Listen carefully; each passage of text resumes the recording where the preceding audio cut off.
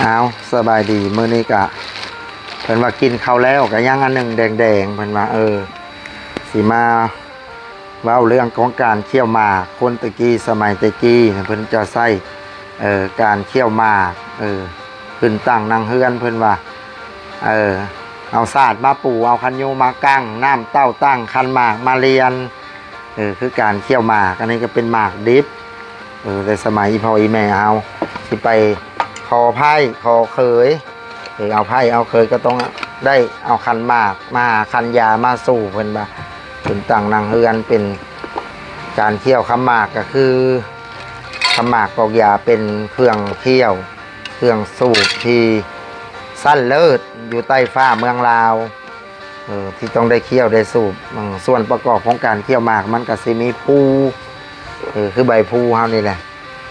ก่อนการเคี่ยวหมากมันก็มีก้านภูนี่ทั้งหัวนี่เขาก็บดเด็ดก็ได้แต่ว่าก้นทั้งภูนี่เขาต้องเด็ดออกมันเป็นแหลมๆเนี่ยบูฮานว่าคันเคี่ยวทั้งก้นเนี่ยมันสิปากบอนเพิ่นว่าเป็นก้นเต่าเรื่องหงหามเต่าตะกี้ประวัติศาสตร์นานผู้เฒ่าเขาสิเคี่ยวมาเขาต้องเด็ดออกคันหมากลายก็ใส่2 ใบแต่ว่าหมากนัวเนี่ยใส่2 ใบแล้วก็ทาด้วยปูนนี่ปอกปูนนี่ก็ผลิตจากสมัยก่อนนี่ผลิตจากกาบหอยหรือว่ากาบกี้ที่เอาไปเผาไผ่แล้วมาเห็ดผสมกับน้ำแต่เป็นปูนตายเพื่อนว่าเคี่ยวปูนดิบแล้วมันสิกัดปากเพื่อนว่าเคี่ยวหมักแดงไม่แห้งจังว้าวข่อยกับเจ้าความเว้ากับของเดียวลมพัดใบตองเสี่ยวผู้ใบเดียวปั่นค้นเคืองเจ้าก็เคี่ยวข่อยก็เคี่ยวแดงเจ้าเข้าใส่กันเคี่ยวผู้หอมปากเคี่ยวหมากหอมคอสมัยคนโบราณแล้วเราก็จะมาพันหยิบไว้แล้วก็ส่วนประกอบก็มีซีเสียดนี่หนีบเรียบร้อยแล้วต้นซีเสียดนี่แหละเป็นซีเสียดดิบเสียมาปะเคี่ยวซีเสียดสรรพคุณของซีเสียดนี่มันปวดลำคอเวลาเจ็บคอสมัยตะกี้บ่มียุกมียากระอมซีเสียดตัวการเคี่ยวหมาก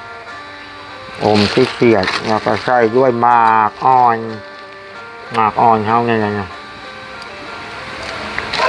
หมากอ่อนมากเนี่ยก็สรรพคุณดีเบาหวานชูมือเพื่อมาประกินส่วนแล้วก็นี่ด้วยมีดชีนาค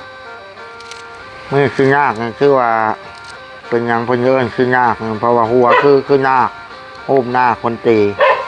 เป็นจังเอิญว่ามีดชีนาคเนี่ยก็ใช้ในการจูงไผ่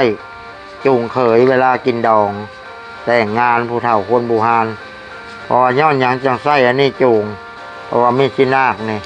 ที่บ่ไปทั้งใดที่ทางคม2 อันที่อยู่น้ำกันและให้เปรียบเทียบคือผัวกับเมียเนี่ยก็ให้อยู่น้ำกันหักกัน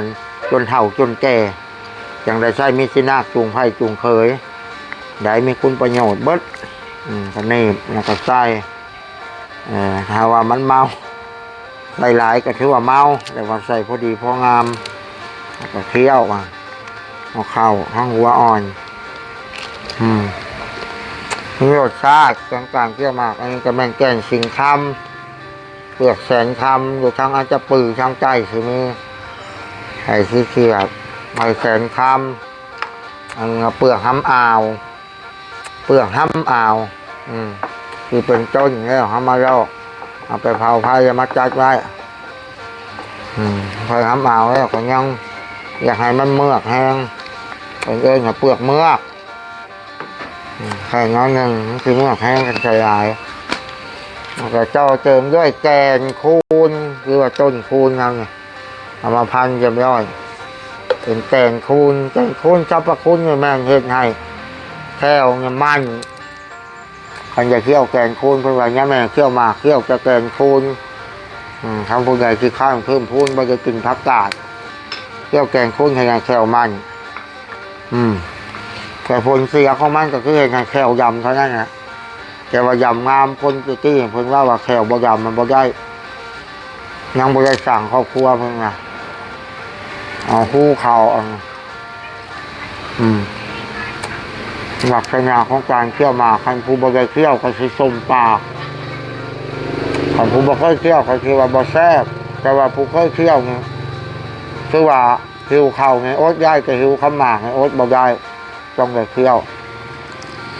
หมากก็ยังซื้อยาได้บางอย่าให้มันนัวซื้อยาเป็นยาปุ๊ก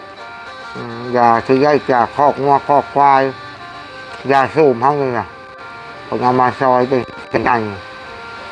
อาจจะซื้อยาเป็นยาเคี่ยวหมากบ่ได้ซื้อยาแต่ทำเพลงงาบ่ได้ล้อมหัวคือหลักสัญญาเฮากินข้าวบ่ไม่แก้วนะบ่ได้ซื้อยากับคือหลักสัญญาคือการเป็นหมอลำบ่ได้มือแข้งมือกองนะมันก็บ่ม่วนมันก็ได้ซื้อยามันก็ซื้อนัวเข้าไปปุ๊กเป็นยาปุ๊กเที่ยวหมากต้องซื้อยาเที่ยวหมากบ่ได้ซื้อยาก็ทำให้งามบ่ได้ย่อมหัวก็เคี่ยวบางเขาบ่มือแขวกันเวลาบ่มือแขวเขาจำเอาก็ได้ก็ส่วนประกอบกับเบิดสำนั่นน่ะแต่ว่าเคี่ยวเข้าไปคือให้แขวมันเขาแก่บูฮานยังจะใช้เครื่องขมากเพราะว่าเกกี้สมัยเกกี้มันมีเรื่องนิทานของข้าวขันหมากกับนางผู้คำคือเป็นความหักคือบริสุทธิ์อมตะสมัยก็คือว่าสองคนหักกันมากกันแต่ว่าพ่อแม่ก็บ่ให้เอากันหลังจากนั้นสองคนก็รักหนีรักหนีไปป่าพอเท่าก็ใช่เท่า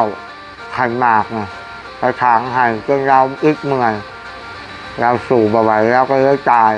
แล้วก็กลายเป็นต้นหมากบางอย่างผู้คำผู้ไปส่งผัว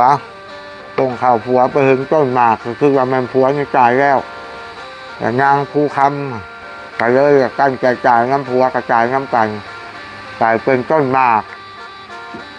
กับใบผู้เกี่ยวกอดกันอย่างคนบูฮานของเฮาจังมาใช่ขันหมากขันขอต้องมือหมากมือผู้